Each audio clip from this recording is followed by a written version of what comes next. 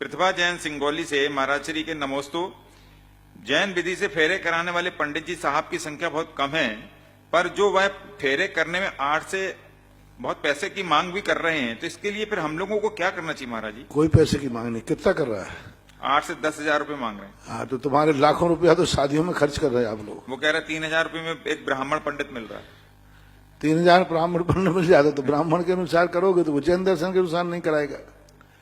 ऐसी बात नहीं, कोई परिस्थिति होगी, कोई कम वाले भी मिलते हैं, सब प्रकार के कर रहे हैं, उनकी आजीविका वही है। देखो फिर आप लोगों ने, कई लोग कहते महाराज जी हमें प्रोशन पंडित करने वाले नहीं मिलते। कोई पंडित अपने बेटे को पंडित नहीं बनाता है, इसलिए नहीं बनाता। एक डॉक्टर अपने बेटे को डॉक्टर बनाता है, इंजीनियर अपने बेटे को इंजीनियर बनाता है, लेकिन कोई पंडित अपने बेटे को पंडित नहीं बनाता। क्यों? डॉक्टर अपने बेटे को डॉक्टर बनाता है, वो जानता है डॉक्टर बनने में बहुत सुख है। पंडित क्यों नहीं बनाता? तो पंडितों से मैंने पूछा, बोले महाराज जी मैं तो नहीं बनाऊंगा, क्योंकि पंडिताई के दुख हमने भोग लिए। इधर पैसे लो तो कहते हैं पंडित होके पैसा ले रहा है, उधर बाल बच्चों को क्या खिलाएं पिलाएं बताओ। बीमार हो जाए तो कहां से पैसा लाएं? कम से कम सरकारी चौके। एक पंडित जी थे, उनके घर में बीमारी हो गई। एक महाराज ने उनसे कहा था कि देखो तुम पाठशाला नहीं छोड़ना जिंदगी में, उन्होंने वचन दे दिया। मैं राजस्थान में आया, राजस्थान की घटना है। 1,500 रुपया मिलते थे उनको आज के समय महीने से। उनको एक बार बीमारी हो गई, कुछ ऐसी परेशानी 10,000 रुपये चाहिए थी, समाज ने नहीं दिए। बोले आज यदि मैं सरकार में चपरासी भी होता तो हमें मेडिकल के नाम से कुछ मिल जाता। पूरी जिंदगी भर मैंने साधु के साथ आज्ञा के मान करके पंडिताई की, और आज मुझे एक अजैन ने उनको 10,000 रुपया देकर के उनकी जान बचाई थी। आज कौन पंडित है जो अपने बेटों को पंडित बनाए? कैसे बनाए? उनके भी परिवार है, उनकी भी आजीविका है, उनके भी परिवार बाल बच्चे हैं, उनके लिए कहां से जीवन जाए ये भी तो सोचना चाहिए। मैंने पंडितों को कई बार, पंडितों के लेकर के कई बार डांटा, फटकारा, लेकिन आज मैं तुम लोगों को भी फटकार रहा हूं।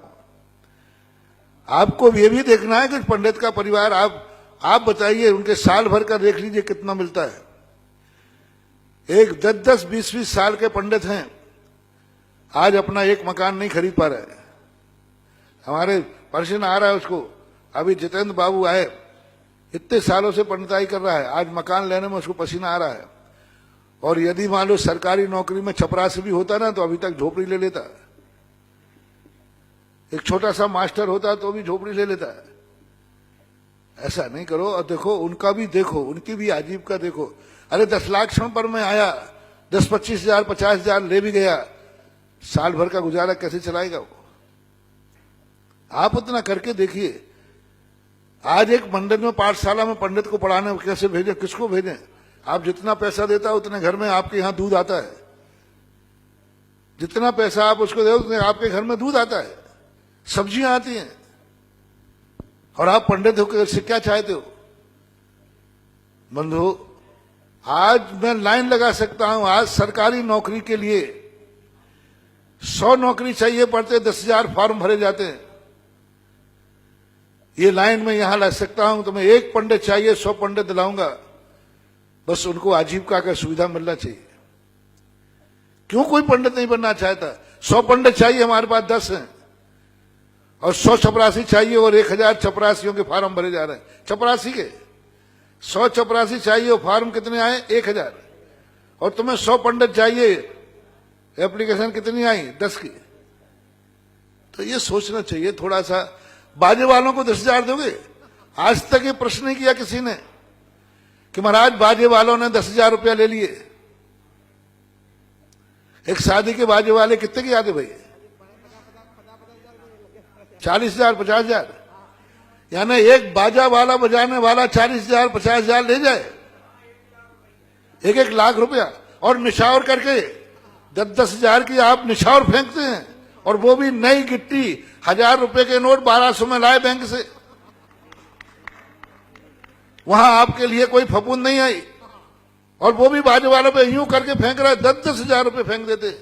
बाजे वाले 10-10 हजार रुपए के ला रहे हैं, स्टेजों पर फूल मालाएं सजा रहे हैं 10-10, 50-50 हजार रुपए की, लाइट का डेकोरेशन कर रहे हैं।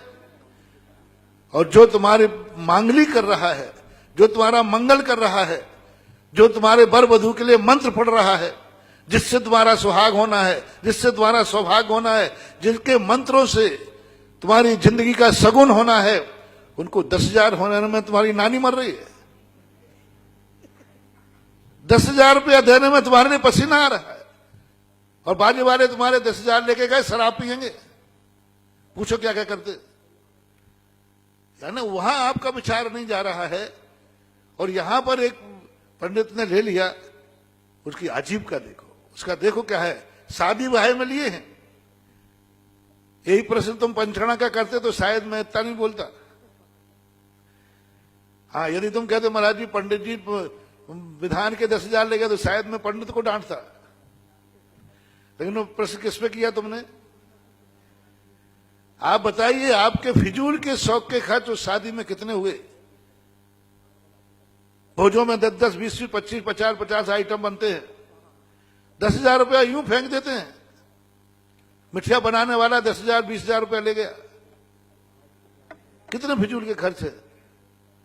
उनके खर्चों में शादी ब्याह का यदि पंडित पैसा ले रहा है, कोई बुराई नहीं कर रहा है, क्योंकि 40% से ऊपर ज्यादा शादी ब्याह में वेस्टेज, व्यर्थ का खर्च होता है।